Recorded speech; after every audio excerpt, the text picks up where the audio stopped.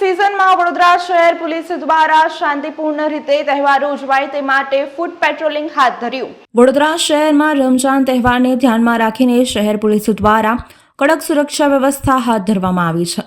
શહેરના સંવેદનશીલ વિસ્તારોમાં પોલીસનું ફૂટ પેટ્રોલિંગ હાથ ધરવામાં આવ્યું છે, જેમાં ખાસ કરીને પાણીગેટ અને આજુબાજુના વિસ્તારોનો સમાવેશ કરવામાં આવ્યો હતો।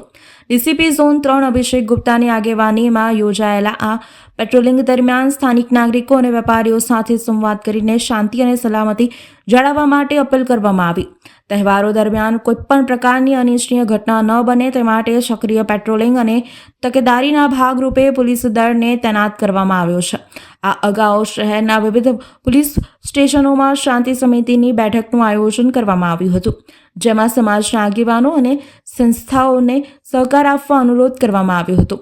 ફૂટ પેટ્રોલિંગ દરમિયાન સ્થાનિક રહેવાસીઓ અને વેપારીઓનો સંપૂર્ણ સાથ સહકાર મળ્યો હતો, જેનાથી શહેરમાં શાંતિપૂર્ણ માહોલ જળવાઈ રહે તેવી આશા વ્યક્ત કરવામાં આવી છે।